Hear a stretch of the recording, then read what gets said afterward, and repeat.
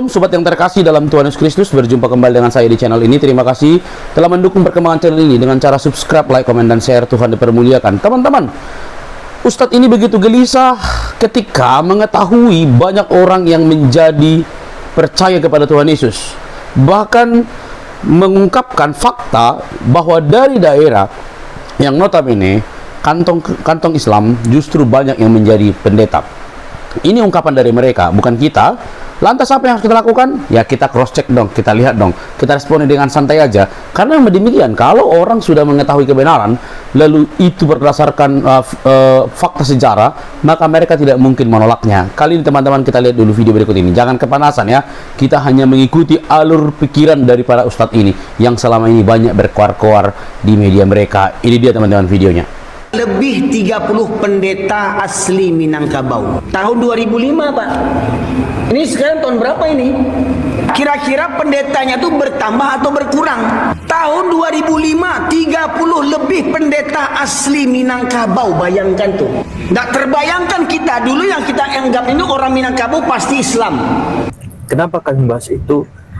Poinnya yang pertama adalah karena di Indonesia ini banyak saudara kami, keluarga kami dari Muslim, dari Islam, itu yang murtad, dimurtadkan, dan banyak menjadi korban-korban pemurtadan dari adanya proyek kristenisasi. Karena memang Indonesia ini merupakan salah satu target utama, negara yang menjadi target utama untuk kristenisasi besar-besaran di Asia, gitu. Kemudian kemarin, saat ini yang kami tangani sekarang, kami menangani 7. Ada 7 kasus yang sama, anak-anak Muslim yang murtad, ya, sebagian separuhnya ada yang pesantren, jebolan pesantren dan seterusnya, murtad dan dimurtadkan, begitu. Nah, kami memang siang malam keliling-keliling gitu. Kami tidak ada bayaran, ya, tidak meminta bayaran pada siapapun. Kami melayani banyak masyarakat, konsultasi untuk tentang bagaimana solusi terkait anaknya yang murtad masuk Kristen dan seterusnya. Nah, itu adalah salah satu alasan kami mengapa kami membahas tentang agama orang lain, karena mereka juga membahas agama kita. Misal di kampus-kampus teologi itu mereka membahas tentang Islam loh, dan bahkan menjelek-jelekan Islam tidak sesuai dengan data. Mereka ada mata kuliah namanya mata kuliah Islamologi gitu. Karena yang tertanam di dalam otak saya, yang tertanam di dalam benak saya, agama Islam itu adalah agama yang cuma bisa cari ribut dan ribet doang. Ada yang protes, nggak percaya kalau orang Islam itu cuma ribut sama ribet doang. Ya walaupun tidak semua, Bu, tapi kenyataannya memang orang Islam ini cuma bisanya cari ribut sama ribet. Gimana enggak, Bu? Saya tak tanya ya, Bu. Jawab sing banter, sing seru. Yang jawabannya beda sendiri, biasanya berarti orang enggak waras. Bu, tak tanya, agama apa sekarang, Bu? Sing bola bali, ribut, kehilangan sandal sepatu di tempat peribadahan. Apa, Bu?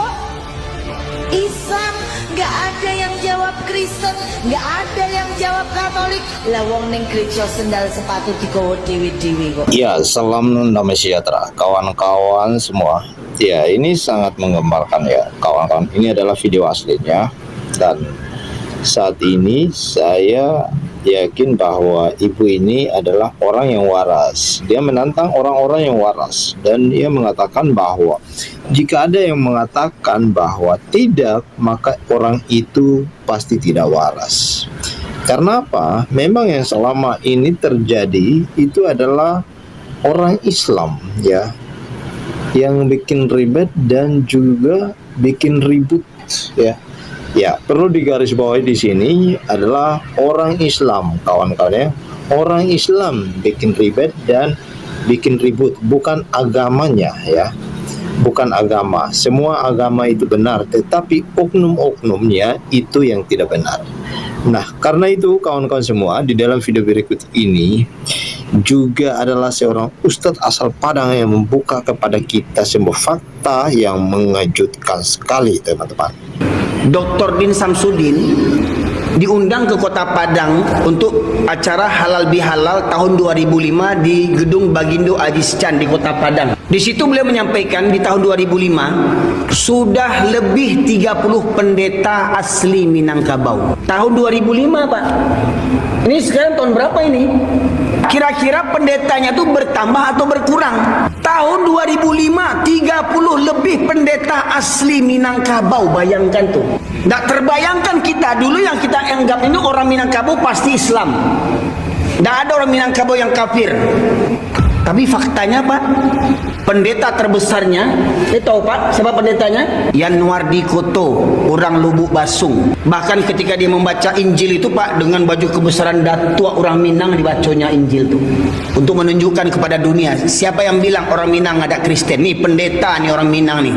Pendeta Minangkabau di Jakarta, asalnya Pangkalan, itu membuat Injil berbahasa Minangkabau. Jadi tidak susah-susah, tidak perlu belajar bahasa Arab. Lahado Injil bahasa Minangkabau kini. Jadi kalau ada orang Minangkabau malih baca Quran, baca juga Injil bahasa Minangkabau tuh. 625 muda-mudi Minangkabau disekolahkan dapat beasiswa ke Majalengka untuk belajar Injil. Ya, kalau sebagai orang Kristen, kalau melihat data ini pasti saya senang ya, bangga karena kekristenan saat ini sedang berkembang, baik itu di negara mayoritas muslim dan juga kampung-kampung yang dulunya mayoritas muslim, sekarang kekristenan di sana semakin berkembang. Nah, apa yang diungkapkan oleh Ustadz ini memang itu adalah fakta, kawan-kawan ya. Ia mengatakan bahwa jangan salah, Padang saat ini ya, dulu tahun 2025 itu pendetanya ada 55 dan tahun 2025 tidak dibayangkan sekarang ya. Jadi Padang sekarang itu bukan Padang seperti Padang yang dulu ya. Sekarang di sana itu sudah banyak pendeta, sudah banyak gereja.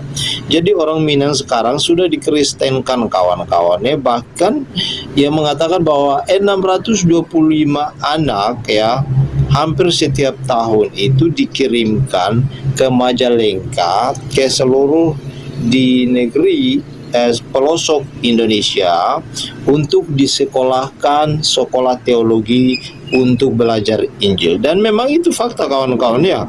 Jadi misi kekristenan ini saat ini sedang berkembang pesat ya.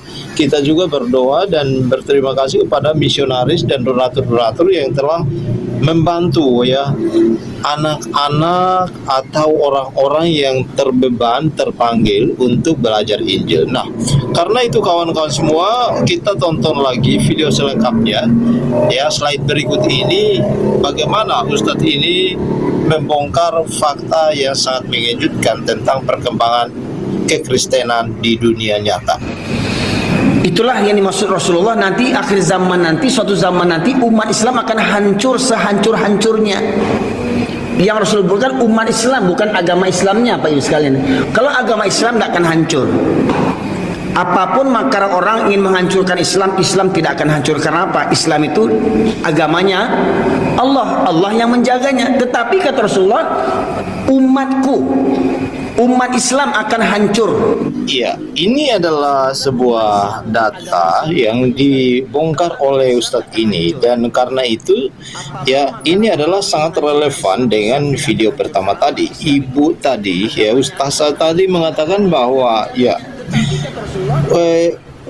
orang Muslim ya, umat Muslim itu adalah umat yang tidak bisa diatur, umat yang buat huru hara, umat yang suka ribet, membuat masalah sini sana. Dan inilah oknum yang kemudian menurut ya Ustadz ini, itulah umat Islam akan hancur ya. Umat Islam akan hancur. Ya, perlu digarisbawahi, bukan agamanya, tetapi umat Islam yang menghancurkan agamanya sendiri, kawan-kawan ya. Nah, itulah yang kemudian dibongkar oleh Ustadz ini, bahwa inilah merupakan bukti ya, fakta dan realita yang terjadi saat ini. Kenapa negara-negara yang dulunya Muslim sekarang adalah mayoritas Kristen?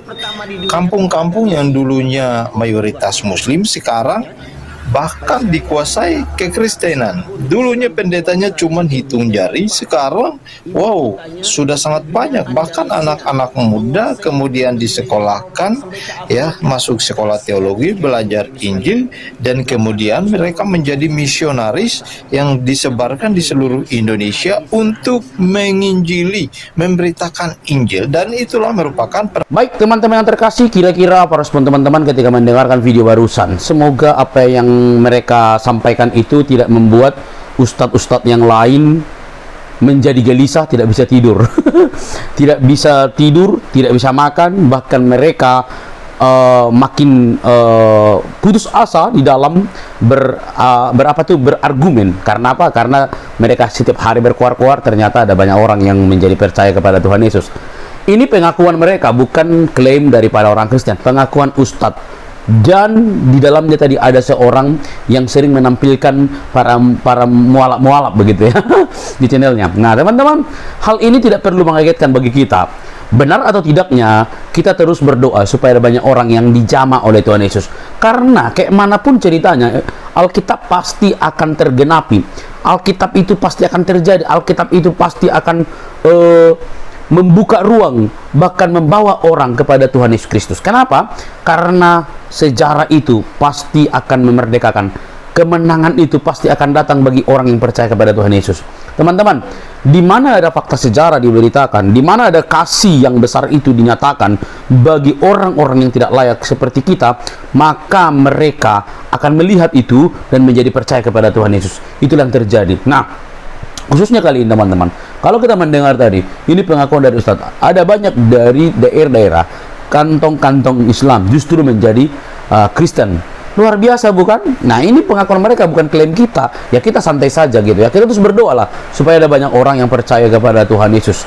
Karena begitu besar kasih Allah akan dunia ini sehingga Ia mengaruniakan putranya yang tunggal supaya setiap orang yang percaya kepadanya tidak binasa melainkan beroleh hidup kekal. Ingat nih, setiap orang ya percaya kepada Tuhan Yesus Kristus memperoleh kehidupan yang kekal. Itu hal yang dijamin. Dijamin oleh siapa? Yesus Kristus sebagai Tuhan dan Juru Selamat pribadi. Semua mulut, semua lidah, bahkan semua makhluk akan bertekuk lutut di hadapan Kristus Sang Juru Selamat itu. Percayalah, walaupun kekristenan dilarang, ibadah dilarang, sulit memberitakan Injil, membangun rumah ibadah sulit, di demo, ditolak, yang sudah ada izinnya aja mau dibubarin. Mengucapkan Natal tidak boleh, macam-macam deh mau dilakukan, tidak apa-apa lah. Nanti pohon Natal yang berdiri pun bisa menjadi masalah. Pernak-pernik Natal pun bisa membuat orang menjadi minggat akidah atau apa itu namanya, trompet bisa membuat orang menjadi kafir. Kita lihatlah bahwa fenomena-fenomena ini adalah bentuk kedangkalan berpikir begitu ya. Iya toh. Tapi nggak apa-apa, biar aja mereka lakukan seperti itu. Kita berdoa supaya ada banyak orang yang percaya kepada Tuhan Yesus. Itu aja doa kita teman-teman. Karena apa? Karena Kristus mengasihi sejak semula ya. Sejak semula Dia mengasihi manusia. Jadi mau ditolak, mau dibubarin, mau apa segala macam, Yesus Kristus tidak akan pernah menolak mereka. Tuhan Yesus Kristus mengasihi mereka dengan luar biasa. Itulah berita yang hebat. Hanya Yesus Kristus yang pernah datang dari surga. Dialah yang tahu jalan ke sana. Keren nggak? Iya dong. Karena apa? Itu bersifat rohaniah. Artinya hanya Yesus yang pernah dari sana, maka Dialah yang tahu jalan ke sana. Itu yang hebat teman-teman. Ya. Jadi tugas kita adalah seorang percaya bersorak-sorai, terus berdoa, bersemangat memberitakan Injil melalui media. Doakan para apologetik Kristen supaya bergandengan tangan, saling menolong, saling membahu, saling menguatkan, bahkan saling mengajar supaya berjalan di dalam koridor yang sama, yaitu pemberitaan Injil yang benar dengan motivasi yang benar. Oke teman-teman, saya rasa sampai di sini. Selamat mempersiapkan Natal. Kiranya ada banyak orang yang percaya kepada Tuhan Yesus. Malaikat di surga bertepuk tangan. Kita terus mempermuliakan namanya. Sampai ketemu teman-teman di video selanjutnya. Tidak perlu kepanasan. Ingat, ini pengakuan daripada Ustadz, bukan kita. Kita sambut aja dengan sukacita menjelang hari Natal. Tuhan Yesus memberkati kita. Jangan lupa untuk mendukung dengan cara subscribe, like, komen, dan share. Tuhan memberkati.